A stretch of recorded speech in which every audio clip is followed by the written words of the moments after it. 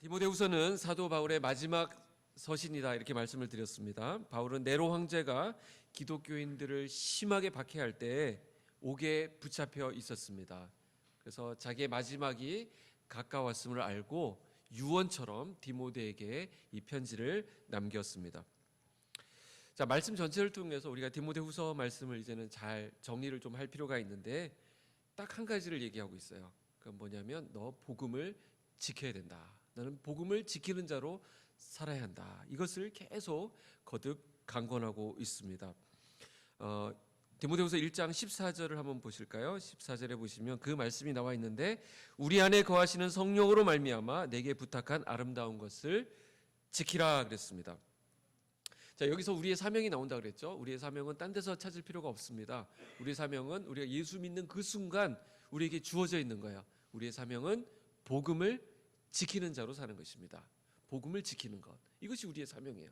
그것을 가장 기본에 놓고 1차적인 사명으로 놓고 나머지를 생각해야 된다. 이렇게 말씀을 드렸습니다. 그럼 복음을 지킨다는 게 뭐냐? 그냥 꽉 쥐고 있으면 되느냐? 그게 아니라 복음을 전해주는 것. 그래서 복음이 계속 구전될 수 있도록, 복음이 계속 전파될 수 있도록 하는 것이 복음을 지키는 것이다. 그래서 바울이 디모데에게 복음을 전해줬고 디모데가 충성된 사람들에게 이 복음을 전했고 충성된 사람이 또 다른 사람들, 그래서 영적 4세대가 형성되었다 그랬죠. 이렇게 함으로써 복음이 지켜지고 있었던 것입니다. 자, 그래서 이것을 잘 감당하기 위해서, 그래서 이 복음을 잘 지키려면 먼저 디모데가 강해져야 될 필요가 있는데 우리가 강해지는 비결은 어디에 있다 그랬죠? 바로 예수 그리스도 안에서 강해질 수 있다 이렇게 얘기했습니다. 우리의 강함은 예수 안에서 가능합니다. 이 강하다라고 하는 동사를 보니까 수동태로 되어 있어요. 수동태. 오래전 기억을 떠올리셔야 되죠. 수동태 옛날에 배우셨던 거. 그러니까 강해지는 것입니다. 내가 강한다가 되는 게 아니라 강해지는 거예요. 그 성경에 그런 표현들이 참 많습니다. 새롭게 되는 것. 이것도 수동태죠. 그 다음에 열매를 맺게 되는 것.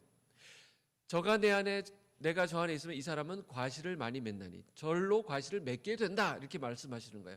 우리가 주님 안에 있을 때 우리에게 일어나는 일들 중에 하나가 강해지는 것입니다. 주님 안에 있으면 우리가 강해지는 거예요. 그래서 주님과의 교제를 통해서 그분과의 사귐을 통해서 그분과의 만남을 통해서 말씀과 기도를 통해서 우리가 강해질 수 있다 이렇게 말씀을 드렸고요.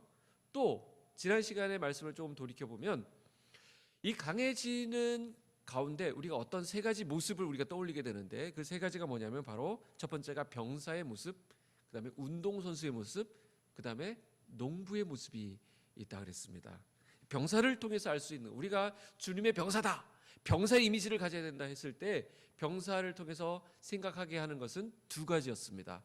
첫 번째는 자기 생활에 얽매이지 않는 자죠. 군인은 자기 생활에 얽매이면 안 되는 거예요. 둘째로 그를 소집한 자를 기쁘시게 하는 삶을 살아야 된다. 거기다 목표를 두고 어떻게 하면 나를 부르신 자를 기쁘게 할 수 있을까를 생각해야 된다 그랬습니다. 어떻게 하면 죄를 안 지을 수 있을까? 이거 죄입니까? 죄가 아닙니까? 이거를 막 하느라 아무것도 못하고 있는 것이 아니라 적극적으로 주님을 기쁘시게 할 수 있는 일을 찾아서 나아가는 것, 이것이 바로 병사의 모습이라 그랬습니다.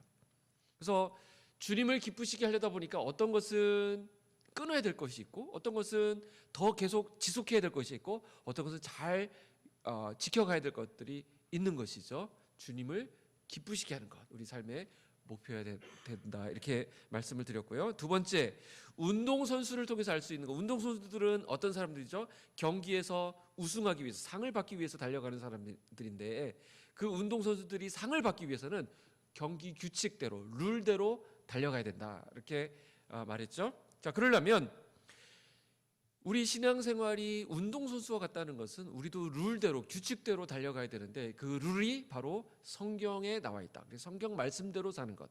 우리의 모든 삶의 결과도 성경적이어야 되지만 그 과정도 성경적이어야 된다. 그래서 교회 부흥이라고 하는 어떤 목표가 아무리 고상하다 하더라도 그 방법도 함께 성경적이어야 된다라는 것입니다.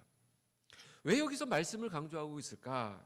우리에게 있어서 이 말씀이 바로 우리 인생의 룰이 되고 우리의 규칙이 되기 때문에 그렇습니다. 그래서 우리는 말씀에 익숙해지고 말씀에 통달한 자들이 되어야 합니다. 마지막 세 번째, 농부가 보여주는 특징은 인내로 수고하는 것이라고 말씀을 드렸습니다. 자식을 키우는 것과 농사를 짓는 것의 공통점, 수고한다는 것이죠. 인내한다는 것입니다.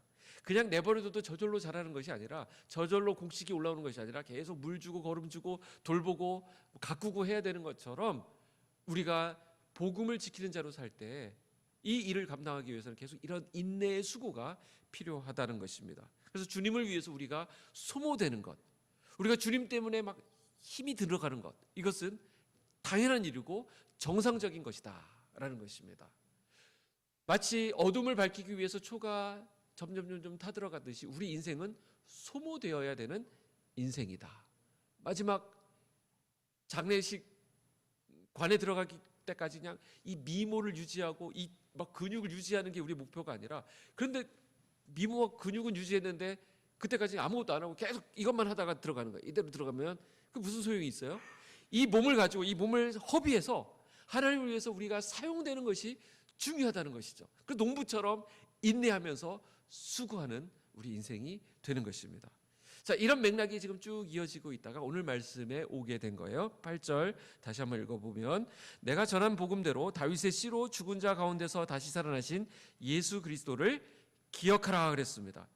사도 바울은 복음을 위해 사는 사람들이 반드시 기억해야 될 것이 있는데, 그게 바로 무엇이냐? 바로 예수 그리스도라는 것입니다.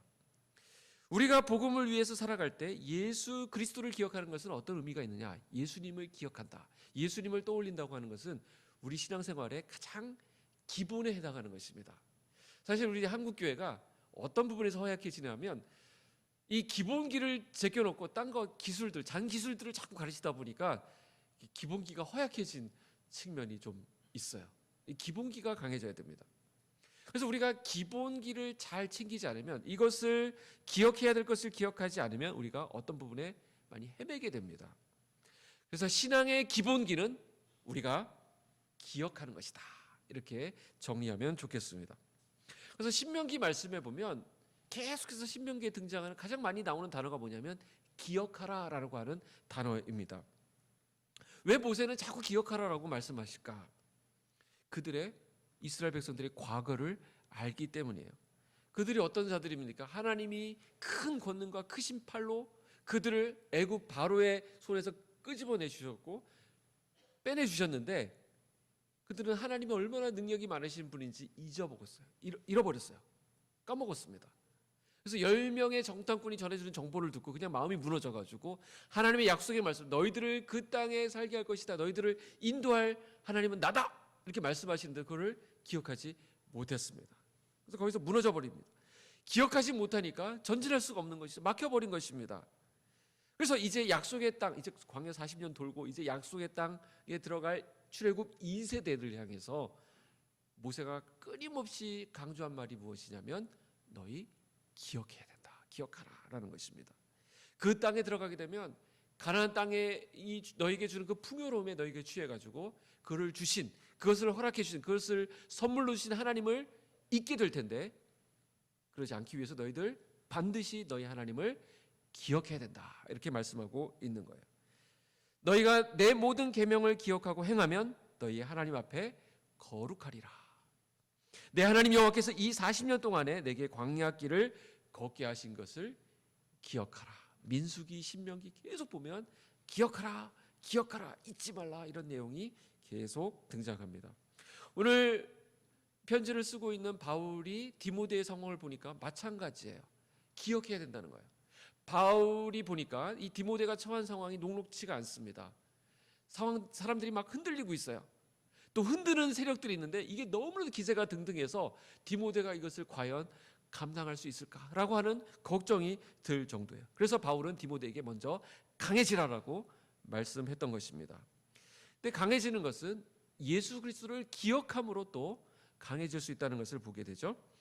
자, 이 기억하라는 말의 원어적인 의미를 보니까 어떤 의미냐면, 이것은 이렇게 한번 생각해내는 정도가 기억이 아니에요. 그래서 계속 그것을 주시하면서 계속 마음속에 두고 그를 바라보고 있는 것을 말하는 것입니다. 그래서 쉬운 성경 번역에 보니까 예수 그리스도를 묵상하라 이렇게 돼 있는데, 그 묵상은 그냥 이렇게 좀 생각을 좀 깊이 하는 이런 정도가 아니라 마치 맹수가 자기의 먹잇감을 계속 주시하면서 거기 모든 신경을 곤두세우고 이렇게 바라보고 있는 것 같습니다. 그리고 그 먹이를 딱 잡았잖아요. 그럼 근데 이거 내 거니까 됐다 하고 있는 게 아니에요. 지금 하이에나들이 또 옆에서 그걸 뺏어 먹으려고 막 하잖아요. 그러니까 그거를 으앙 하면서 계속 지키고 있는 모습. 도물의 왕국에서 많이 보셨죠? 예, 아무리 막 사냥해도 그거 이렇게 한눈 팔고 있으면 다 뺏깁니다. 그러니까 그거를 계속 지키고 있는 거예요. 주시하고 있는 것입니다. 이게 바로 기억하다라는 원래적인 의미예요. 이것이 바로 믿는 사람들의 생존 비결이 되기 때문에 그렇습니다. 이건 놓치면 안 돼요. 이걸 반드시 지켜내야 되는 것입니다. 이것이 기본입니다. 그래서 예수 그리스도를 빼앗기지 않으려고 우리 삶에서 우리 신앙에서 예수 그리스도를 놓치지 않으려고 몸부림을 치면서 으랑거리면서 그것을 지켜내는 것, 이것이 기본에 해당하는 것입니다. 그래서 우리가 반드시 기억해야 될 우리 신앙의 핵심은 예수 그리스도라고 얘기하는데, 그러면 예수 그리스도의 어떤 부분을 우리가 기억해야 되는가 라는 것이죠. 8절 말씀을 한번 다시 보시기 바랍니다. 8절에 뭐라고 얘기하는가? 하나는 예수가 다윗의 씨라는 것을 설명하고 있습니다. 예수님이 다윗의 씨로 오셨다는 것은 뭘 얘기하느냐? 예수님의 인성을 얘기합니다. 인성 많이 들어보셨죠? 인간으로 오신 예수님. 그 다음에 죽은 자 가운데서 다시 살아나신이라고 강조하죠. 이것은 예수님의 신성을 가리킵니다. 자, 우리에게 가치 있는 것은 우리 쉽게 그냥 거저 받는 것이 참 어렵습니다. 예수님께서 우리에게 주신 구원도 우리가 쉽게 받은 것 같지만 그렇지 않아요. 예수님이 이것을 우리에게 허락하실 때는 예수님의 엄청난 희생이 여기에 있었습니다. 거기에 십자가가 있었어요. 하나님이신 예수님께서 이 땅에 인간의 몸을 입고 오셔서 우리 죄를 대속하기 위한 그 죽음을 죽어주셨기 때문에 우리가 생명을 얻게 된 것이다. 우리는 성경을 통해서 그렇게 알고 있습니다. 인간의 몸으로 십자가의 고난을 통과하신 거예요. 근데 여기에 교묘한 가르침이 살며시 들어왔습니다. 어떤 가르침이냐면 예수님의 인성을 부인하는 가르침입니다. 우리가 서신서를 읽다 보면 서신서가 계속 이렇게 신경을 쓰면서 때로는 반박하고 때로는 변론하면서 이렇게 대항하는 어떤 교리가 있는데, 초대교회 또 초창기에 많이 기독교를 공격했던 이단이에요. 영지주의라고 하는 이단입니다. 한번 따라해 보실까요? 영지주의. 여러분들 요거는 이제 서신서를 읽을 때 많이 생각하게 되는 부분이기 때문에 뭐 요한 1서에도 나오고 우리 새벽에 요즘 묵상하고 있는 고린도 전후서에도 보면 계속 이 영지주의자들이, 그러니까 예수님의 이들의 특징은 예수님의 인성을 부인하는 거예요. 예수님의 하나님이시라는 것을 강조합니다. 맞는 말인 것 같죠? 되게 예수님을 위하는 것 같죠? 근데 그걸로 끝이에요. 예수님은 하나님이시기 때문에 절대로 인간으로 그렇게 비참하게 죽을 수 없다는 것입니다. 예수님 십자가에 죽은 거는 진짜로 죽은 것이 아니라 잠깐 죽은 척 하신 거고, 실제로는 그건 전혀 아프지도 않고 그러신 것이다, 이렇게 얘기하는 것입니다. 자, 이렇게까지 나가게 되면 결론이 어디에 도달하게 되냐면 예수님이 하나님이시고 그걸 막 강조하면서 인간이 될 수 없기 때문에, 인간일 수 없기 때문에, 죄인인 인간이 될 수가 없기 때문에 예수님은 우리 대신 십자가에 죽는 것이 불가능한 것이죠. 그럼 우리의 대속은 물 건너가게 되는 것입니다. 이 교단이 이렇게 교묘한 거예요. 그래서 갈라디아에서 보면 이들이 가만히 들어왔다 이렇게 얘기합니다. 이걸 전파하는 자들이 가만히 교묘하게 들어오는 것입니다. 예수님의 하나님 되심을 강조하는 것까지는 좋은데 예수님의 인성을 부인하게 되는 것이 오늘날은 또 어떤 형태로 바뀌냐면, 예전에는 예수님의 인성을 부인했다고 한다면 요즘은 예수님의 인간 되심을 굉장히 강조해요. 그래서 예수님이 가난한 자 곁에 오셨고 뭐 죄인들의 친구가 되셨고 우리와 함께 예수님의 인성을 엄청 강조하다 보니까 이번에 또 뭘 부인하죠? 예수님의 신성을, 예수님의 하나님 되심을 또 부인합니다. 좋은 분, 우리가 믿고 따를 좋은 모델이 되시는 분, 신앙의 어떤 이정표가 되시면 이렇게는 생각하지만 그분이 나의 하나님, 그분이 나의 구원자, 이건 또 퇴색되는 그런 분위기가 있습니다. 그러니까 이쪽을 약화시켜도 문제가 되는 것이고 이쪽을 강조하지 않아도 문제가 되는 거예요. 그래서 바울이 지금 정확하게 기억하라 하면서 예수 그리스도에 대해서 반드시 생각해야 되는 거예요. 그는 다윗의 씨로 오신 분, 그리고 죽은 자 가운데서 다시 살아나신 분, 예수님의 신성과 인성을 네가 반드시 기억하고 이를 붙들어야 한다라는 것입니다. 예수님은 참 하나님이시고 참 인간이시다라는 고백입니다. 이것을 확실히 붙잡는 것이 우리 신앙의 기본기가 되는 것입니다. 우리의 모든 신앙의 힘이 바로 여기서 나오게 되는 거예요. 여기서 능력이 나오는 것입니다. 이거 놓치면 기본기가 없는 거예요.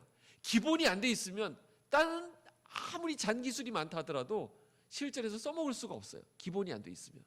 그래서 복싱하는 사람들 얘기를 들어보면, 제 친구 중에도 복싱하는 애가 있어가지고 얘기를 들어보니까 뭐 복싱하는데 막 온갖 것 다 해요. 막 펀치도 막 강하고 막 돌면서 막 날리기도 하고 하는데, 기본적으로 이렇게 가드를 올려가지고 이렇게 막는 거, 이게 훈련이 안 돼 있어서 열심히 막 화려하게 해가지고 막 뭘 할 것처럼 스텝도 밟고 하다가 저쪽에 날라오는 펀치 못 피해가지고 맞아다가 떨어지면 그 무슨 소용이 있습니까?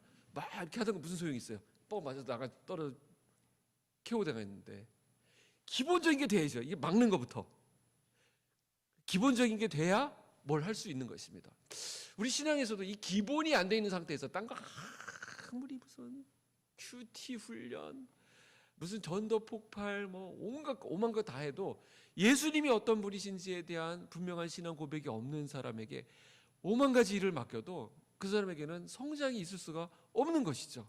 예수님이 어떤 분이신가 반드시 여러분들이 정리하셔야 됩니다. 자, 그런데 왜 이런 자꾸 변칙 플레이들이 나타나느냐? 우리가 기본기를 알고 있으면 요거는 요쪽에 문제가 있구나, 요거는 이게 이상하구나, 이걸 우리가 감지할 수 있는데, 기본이 안 돼 있으면 혹하게 된다는 것이죠. 근데 그 변칙으로 들어오는 예수 그리스도에 대한 부분을 왜곡시키는 그런 교리들을 보면 다 그들이 주장하는 하나님은 인간이 고안해내는 하나님이라는 것을 알 수 있어요. 하나님이라면 이러셔야지 라고 얘기하는데, 그건 성경이 강조하고 있는 부분이 아니거든요. 자기가 생각하는 하나님을 자기가 만들어냅니다. 똑같은 하나님이라는 이름을 붙이지만 그 하나님이 성경에서 말하는 하나님이 아닌 경우가 많아요. 그럼 우리는 하나님을 자기의 틀에 맞추는 것이 얼마나 위험한지 아셔야 합니다. 우리는 그래서 하나님께서 자기를 스스로 알려주신 만큼, 하나님이 계시하신 만큼 우리가 아는 거예요. 하나님이 자신을 계시하지 않은 부분은 우리가 알려고 할 필요도 없고 알 수도 없는 것입니다. 그래서 하나님께서 안 알려주신 이유가 있는 거예요. 우리가 감당을 못하니까 안 알려주신 것이죠. 하나님이 알려주신 것, 하나님 우리에게 계시하신 것을 우리가 믿고 그것을 우리가 받으면 우리에게 복이 되는 것입니다. 자, 13절 말씀 여러분들 한번 읽어주실래요? 13절 시작.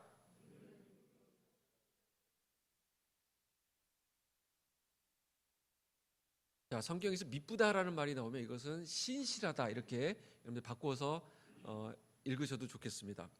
영어로는 faithful이라는 뜻인데 이걸 이렇게 번역할 수 있습니다. 우리는 신실하지 않지만 주는 항상 신실하십니다. 그는 다시 말해서 약속의 하나님이 되십니다 라는 뜻이에요. 13절 말씀은.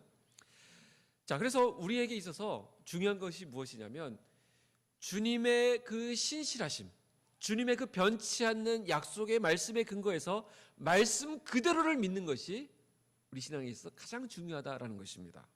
좀 투박해 보일지 몰라요. 아니, 요즘도 성경 그대로 믿는 사람들이 다 있어? 그대로 믿는 것이 확실한 것입니다. 내 기대와 다를 수도 있어요. 그러나 성경에 기록된 그 말씀을 그대로 믿고 붙드는 것이 참된 능력이에요. 우리의 능력은 말씀 그대로 믿는 데서 능력이 나오게 됩니다. 다윗의 혈통으로 나셨고 부활하신 주님을 그대로 믿는 것, 이것이 힘이 있습니다. 근데 사실 바울은 지금 감옥에 갇혀 있다 그랬잖아요. 이게 성도들에게는, 이 편지를 받는 자에게는 굉장한 낙심거리가 될 수 있습니다. 아니, 복음을 전하고 그렇게 능력 있는 말씀을 전하면 본인도 잘 풀려야 되는 거 아니야? 적어도 로마 황제가 막 인정해주고, 막 길이 열리고, 막 사람들이 붙고, 그래도 좋은 차 타고 다니고 막 그래야 되는 거 아니야? 지금 감옥에 있다는 게 말이 돼? 이렇게 지금 생각할 수 있는 상황입니다. 근데 9절에 바울이 뭐라고 얘기하냐면, 나는 묶여 있지만 내가 외쳤던 하나님의 말씀은 묶일 수 없다라고 얘기를 합니다. 바울은 지금 말씀의 능력을 믿고 있는 거예요. 자, 오늘 이거를 이제 풀어내야 되는데, 자, 말씀의 능력을 믿는다는 게 뭘까요? 우리가 말씀 그러고 말씀의 능력이 있다 그러는데, 말씀의 능력을 믿는다는 뭘까요? 1차적으로 말씀드리면 바울은 자신이 전했던 말씀은 지금 계속 전진하고 있고 말씀은 그대로 성취되고 있다는 것을 확신하고 있습니다. 그래서 자신의 능력을 지금 신뢰하지 않습니다. 복음의 능력을 신뢰한 거예요. 말씀은 매이지 않는다고 힘주어 말합니다. 근데 우리는 어떻습니까? 우리에게 어떤 성향이 있냐면 나의 능력을 믿는 경향이 있어요. 그 나의 능력이 하나님의 말씀과 만나서 나의 능력을 더 극대화시키는 쪽으로 말씀을 사용하려고 합니다. 또는 우리가 어떤 영향력을 끼치는 것, 사람을 신뢰하고 이런 부분들이 있습니다. 그러다 보니까 조금만 어렵게 되고 내 뜻대로 안 이루어지면 말씀이 틀린 게 아닌가 이렇게 생각하는 거예요. 그러나 사도 바울은 자기를 신뢰하지 않는다라고 말하고 있습니다. 그가 신뢰하는 것은 복음의 능력이에요. 몇 군데 말씀만 제가 좀 읽어드리고 말씀을 맺으려고 하는데, 자, 예레미야 5장 14절에 무슨 말씀이 있냐면, 그러므로 만군의 하나님 여호와께서 이와 같이 말씀하시니라 너희가 이 말을 하였은즉 볼지어다 내가 내 입에 있는 나의 말을 불이 되게 하고 이 백성을 나무가 되게 하여 불사르리라. 자, 하나님 말씀이 뭐가 되냐면 불이 된대요. 불. 우리 안에 주신 그 하나님의 말씀이 불이 되고 우리는 뭐가 되냐면 나무가 되는 것입니다. 그럼 불이 확 타오르면 어떻게 돼요? 이 나무는 불타게 되고 없어지게 되는 것이죠. 말씀은 이런 능력이 있다는 것입니다. 말씀이 우리 안에 떨어지면 말씀은 우리는 그대로 두고 불이 있고 나무 위에서 이렇게 조금 불꽃 장난하다가 없어지는 것이 아니라 그 불은 어떤 능력이 있냐면 그 자체를 태워버리는, 삼켜버리는 능력이 있다는 것입니다. 이게 바로 말씀이다 이렇게 말하고 있어요. 두 번째 말씀 하나 더 읽어드릴게요. 데살로니가전서 2장 13절에 보면 이러므로 우리가 하나님께 끊임없이 감사함은 너희가 우리에게 들은 바 하나님의 말씀을 받을 때 사람의 말로 받지 아니하고 하나님의 말씀으로 받으니 진실로 그러하도다. 이 말씀이 또한 너희 믿는 자 가운데서 역사하느니라 그랬어요. 말씀이 우리 안에 들어오면 그 믿는 자 안에서, 그 말씀을 받아서 믿는 자 안에서 하나님의 말씀이 꿈틀꿈틀 역사한다는 것입니다. 또 여러분들이 잘 알고 있는 말씀 하나 더 보시면 히브리서 4장 12절 하나님의 말씀은 살았고 운동력이 있어 좌우의 날선 어떤 검보다도 예리하다 이렇게 말했어요. 기억나시죠? 하나님의 말씀은 운동력이 있어요. 활동력이 있어요. 그래서 모든 불필요한 것들을 잘라내고 도려내는 능력이 그 말씀 안에 있는 것입니다. 복음은 이런 능력이 있어요. 말씀에 이런 능력이 있습니다. 그래서 그 말씀이 우리 안에 들어올 때 역사하기 시작하는 거예요. 그래서 성경에서는 계속해서 이 말씀을 받아 먹어라, 집어 삼켜라 이런 말을 하는 거예요. 이 말씀이 우리 안에 들어와야 된다는 것입니다. 우리가 늘 듣는 말씀인 것 같고 언제든지 접할 수 있는 설교인 것 같고 그렇지만 이게 별거 아닌 것 같아도 이 말씀을 밖에 두지 않고 이 말씀을 우리 안으로 받아들일 때, 받아 먹을 때 우리 안에서 역사가 일어나게 되는 것입니다. 한 구절만 여러분이 더 읽어주실래요? 9절 10절 2장 9절 10절 한 번만 더 읽어주시기 바랍니다. 9절 10절 시작.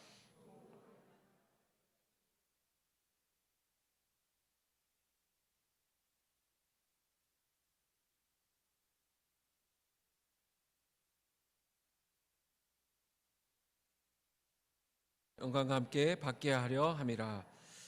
자, 말씀의 능력 이제 정리하겠습니다. 말씀의 능력을 얘기할 때 가장 확연한, 가장 강력한, 가장 괄목할 만한 변화는 뭐냐면 우리의 말씀이 우리 안에 들어올 때 그 능력이라고 하는 것은 우리의 관점이 달라진다는 것입니다. 오늘 쭉 뒤에 보시면 바울은 지금 말씀의 능력을 어떤 차원으로 끌어가냐면 자기가 받고 있는 고난을 해석하는 능력을 얘기합니다. 비록 자신이 매여있는 몸이지만 하나님의 말씀은 매이지 않는다. 이건 뭘 말합니까? 고난을 해석하는 방식이 자기는 달라졌다는 것입니다. 그의 관점은 뒤에 나오지만 그 영광에 가 있습니다. 우리가 제발 하나님의 말씀을 자기 멋대로 갖다 붙이는 일이 없어야 되겠습니다. 이게 무슨 말이냐면 우리가 말씀을 사랑하고 말씀을 사용하고 말씀 중심으로 산다고 하는 것은 자기는 아무렇게 살면서 말씀에서 나에게 도움이 되는 그 몇 가지를 꼽아가지고 갖다 붙인다고 해서 그 말씀대로 사는 게 아닙니다. 그 말씀이 들어왔을 때 아까 뭐라 그랬어요? 이 나무를 확 잘라버린다 그랬잖아요. 나의 모든 죄된 모습, 말씀이 내 안에 들어왔을 때 말씀이 지적하시는 모든 부분에 대해서 내가 깨어지고 도려내고 잘라내고 그래서 하나님 앞에 온전히 서는 것이 바로 말씀의 능력이라는 것입니다. 그런 가운데 우리 주변에 나타나는 말씀대로 살려고 하다가 나타나는 여러 가지 손해, 고난, 어려움들을 바라볼 수 있는 능력이 생기는데 이것이 끝이 아니고 이것을 통해서 우리가 보게 될 하나님의 영광을 보게 하는 그 관점을 말씀이 우리에게 주신다는 것입니다. 이 관점이 생길 때 우리가 뭐라고 얘기하냐면 바울의 견해로는 우리에게 능력이 나타나는 것이다 라는 것입니다. 진짜 능력은 고난 가운데서도 평안을 유지하는 거예요. 어려운 가운데서도 기뻐할 수 있는 것입니다. 그 가운데서도 기도해서 기도로서 기도의 응답으로 문제를 돌파해 나가는 것입니다. 이것이 진짜 능력이죠. 그래서 말씀이 내 안에서 역사할 때 어떤 역사들이 나타나냐, 어떤 현상들이 나타나냐, 하나님의 나라가 보이기 시작해요. 그의 나라가 보이기 시작하고 그의 의가 보이기 시작하고 그의 영광을 사모하게 됩니다. 그래서 이 땅에 있는 것이 전부가 아니고 우리가 꼭 붙들어야 될 영원한 것이 있음을 생각하게 됩니다. 그래서 영광을 주목하게 하시고 하나님 나라를 소망하게 하시는 것이 이 복음의 능력이에요. 그 영광을 보게 한다. 예수님이 이 땅에 오신 목적이 바로 그거예요. 예수님이 오심으로써 우리가 이 땅의 것만 바라보고 살던 사람들이 그 영광을 바라볼 수 있게 되었어요. 말씀이 육신이 되어 우리 가운데 거하심에 우리가 그 영광을 보니 아버지의 독생자의 영광이요 은혜와 진리가 충만하더라 그랬습니다. 우리가 이 땅에서 아웅다웅하면서 이것만 보면서 이게 끝인가 보다 하고 나는 이번 생에 망했다 이런 말을 하면서 살던 우리가 예수님이 우리 안에 들어와서 말씀이 우리 안에 들어와서 우리의 관점이 달라지면서 이 땅이 아닌 저 영광을 소망하게 되면서 지금에 있는 이 고난, 이 어려움, 나에게 있는 여러 가지 부족함을 다시 해석할 수 있는 능력이 생기더라는 것입니다. 이게 바로 능력이라는 것이죠. 제가 대학생 때 읽었던 책인데 전능자의 그늘이라고 짐 엘리엇이라고 하는 선교사가 이거 다음 달 추천 도서일 것 같아요. 결코 놓칠 수 없는 그것을 위해서 결국은 붙들 수 없는 그것을 버리는 자 그는 결코 어리석은 자가 아니다. 와, 이 문구가 저를 얼마나 가슴 뛰게 했는지 몰라요. 다시 한번 들어보시죠. 결코 놓칠 수 없는 그것을 붙잡기 위해서 결국은 붙들 수 없는 그것을 버리는 자 그는 결코 어리석은 자가 아니다. 정말 붙들어야 될 것이 있는데 그것을 붙드는 것이 참 지혜죠. 그것이 능력입니다.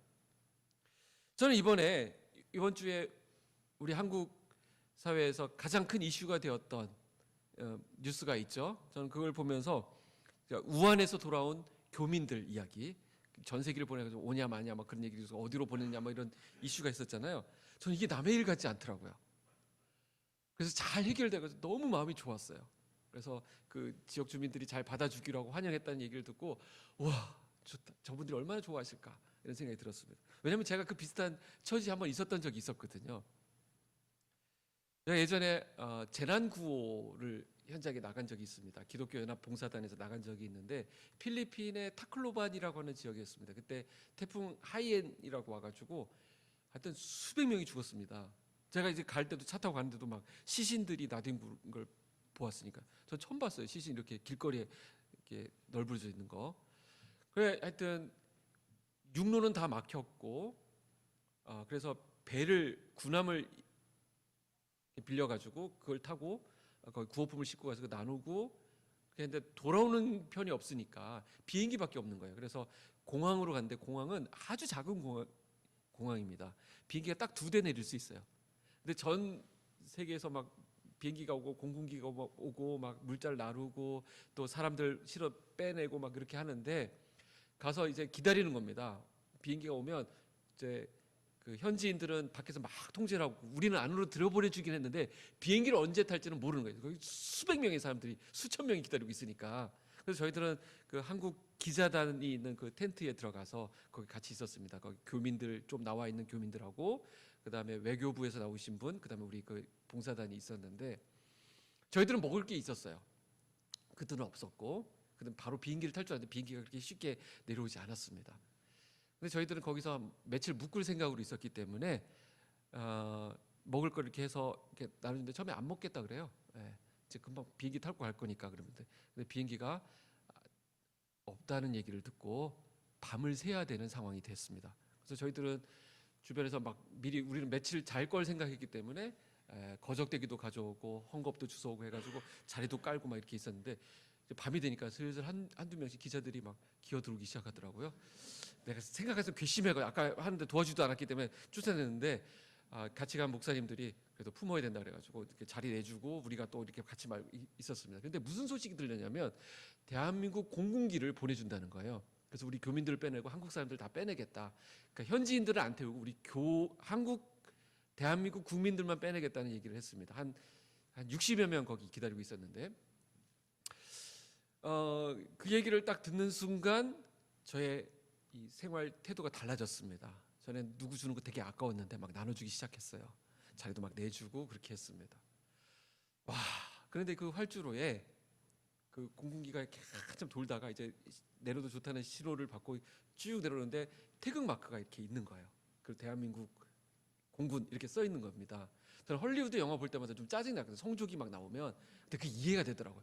자부심이 막 생기고 막 주변을 막 보게 되고 저절로 가슴에 손이 딱 하면서 막 이렇게 됐습니다. 그 사람들이 다 부러워하는데 이렇게 쫙 하는데 영화의 한 장면 같기도 하고 또 우리 스스로 또 멋있어 보이기도 하고 이렇게 딱 끌고 가는데 그리고 딱 비행기 들어갔는데 너무 좋았어요. 우리를 태우러 대한민국에서 비행기를 보내다니. 딱 탔는데 그 기자 그 캡틴이 이거 안내 방송 여기는 대한민국 공군기입니다. 여러분들 환영합니다. 수고 많으셨습니다. 하는데 눈물이 날 뻔했어요. 저는 너무 좋았어요.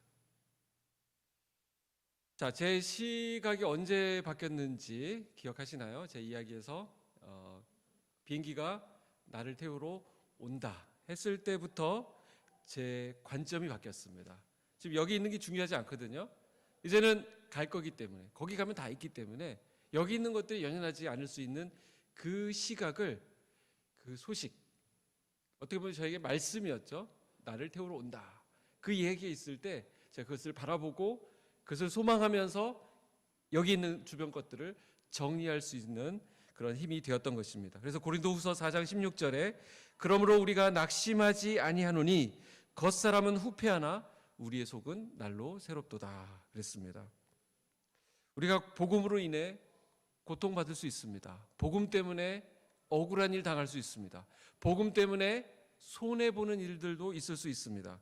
그러나 그런 복음은 우리로 하여금 영원한 생명을 바라보게 하기 때문에 하나님의 말씀을 가둘 수도 없는 것이고 제한할 수도 없는 것입니다. 혹시 여러분들 가운데 믿지 않는 가족을 위해 중보하는 분들이 있습니까? 홀로 신앙생활하기 때문에 견뎌야 하는 그런 시간들이 있을 수 있습니다. 힘들고 아프겠지만 그들이 구원받는 그날까지 우리는 견뎌내야 합니다. 사도 바울은 갈라디아서 6장 17절에서 이후로는 누구든지 나를 괴롭게 하지 말라. 내가 내 몸에 예수의 흔적을 가졌노라. 이렇게 말씀하고 있습니다. 예수님의 흔적이라는 것이죠. 이 땅에서 복음 때문에 겪고 있는 일들, 복음 때문에 마주하고 있는 모든 상황들은 우리가 예수님 안에 흔적들을 쌓아가는 것입니다. 그것은 나중에 영광스러운 모습으로 영광의 훈장으로 바뀌게 될 것이에요. 그래서 부활하신 예수님께서 손과 옆구리의 흔적을 보여주시면서 제자들에게 그분의 사랑을 나타내시고 드러내셨던 것처럼 사도 바울도 지금 자기 몸에 고난의 흔적을 갖고 있다 이렇게 말하고 있습니다. 그럼 말씀을 맺겠습니다. 군사들이 지휘관의 명령에 따라서 역경을 헤치고 전진하는 것처럼 경주자가 승리의 면류관을 얻기 위해서 고단 훈련을 견디면서 그 룰에 따라서 자기 자신을 맞춰가는 것처럼 농부가 결실을 얻기 위해서 수고의 땀방울을 아끼지 않는 것처럼 우리는 기꺼이 이 복음을 지키는 일에 참여해서 이겨내야 하는 것입니다. 우리에게는 그 영광이 있습니다. 말씀이 우리 안에 들어온다는 것은 그 영광을 보는 것이고 우리로 하여금 이 시대를 바라볼 수 있는 이 상황들을 해석할 수 있는 능력을 이 말씀이 우리 안에 주는 것이고 그 말씀을 통해서 우리 시각이 바뀌게 될 때 이 말씀이 우리 안에 역사하고 있다. 말씀이 나의 능력이다라고 감히 고백할 수 있는 것입니다.